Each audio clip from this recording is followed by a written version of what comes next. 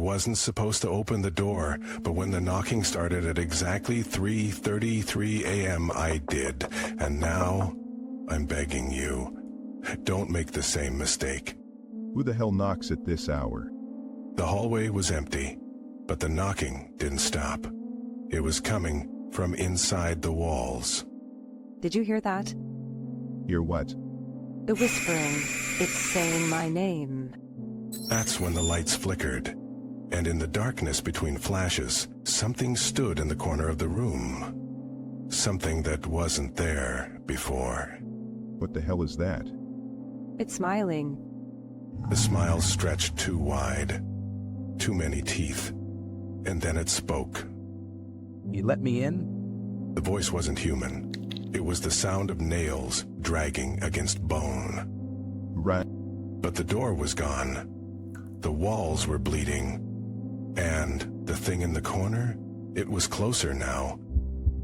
It's touching me. You shouldn't have opened the door.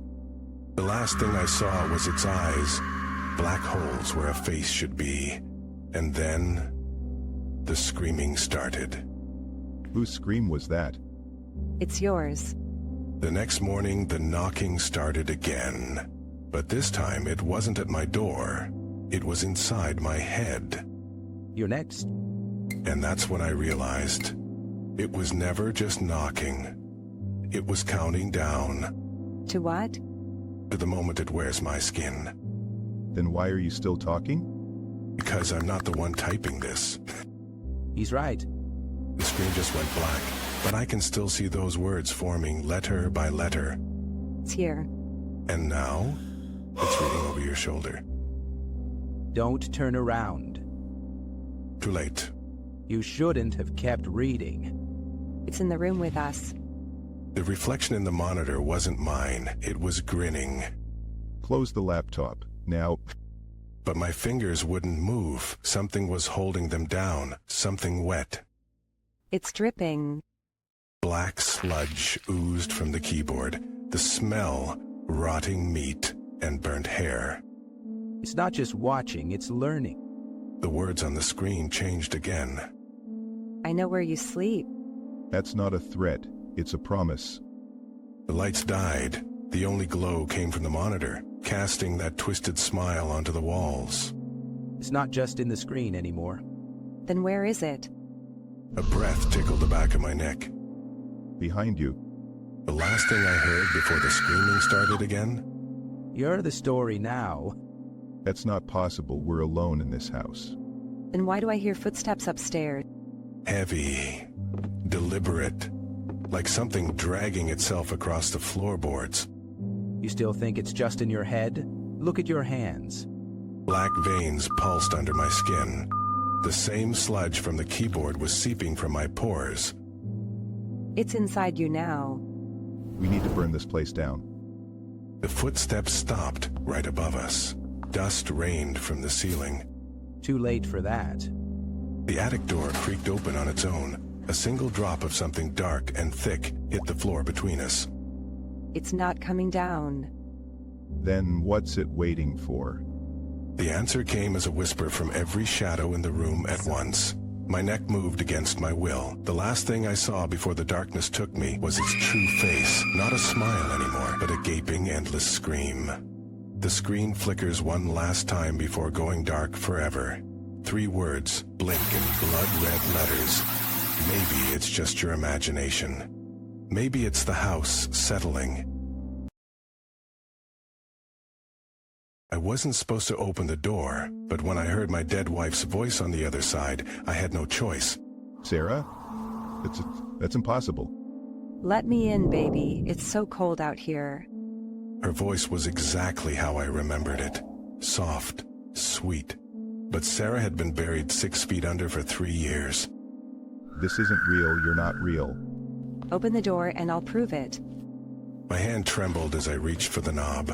The wood creaked like a dying animal as I pulled it open. Oh God. She stood there, pale as moonlight, her wedding dress stained with dirt, and her smile, too wide, too many teeth. Missed me? Before I could scream, her fingers cold as gravestones wrapped around my wrist. Let go. You left me down there, love. Now it's your turn. The floorboards cracked open beneath us. A stench of rotting earth filled the air as something pulled me down. Nope. Nope. The last thing I saw before the darkness swallowed me whole, her grinning face, and the shovel in her hand. Time to dig your own grave, darling. And then nothing. Sarah, please, I didn't mean to leave you. Liar. Her voice echoed from everywhere and nowhere. The dirt pressed against my chest, my lungs burning for air. I panicked. The accident wasn't my fault. You ran, left me in the wreck, let them bury me alone. Something slithered past my leg, in the dirt. Cold, slick, too many fingers. What was that? The others, they've been waiting for you. A hand, no, a claw, dug into my ankle. Then another, and another. Get off me! They don't like it when the living lie to the dead. The dirt shifted. A face, rotting, grinning, pressed against mine. Not Sarah. Something older, hungrier. Join us. The voice wasn't human, and suddenly I understood. You're not Sarah. No, but she sent us. The hands pulled harder, the ground gave way, and then... Welcome home. Where am I? Where you belong. The voice came from behind me. I turned and saw her. Sarah. But wrong. Her skin peeled like old paint. Her eyes were black pits. Sarah, True, no more lies. She pressed a rotting finger to my lips. Behind her, shapes moved in the dark. Tall, thin, watching. He doesn't understand yet. Let's show him. The ground trembled. Something scraped against the dirt walls. Metal on bone. What's that sound? Your shovel, love. You dropped it the night I died. The scraping grew louder, closer. Then Time to finish what you started. the shovel slid into view, covered in rust and fresh blood. No, Dig. I won't do it. You can't make me. Oh, but you already have.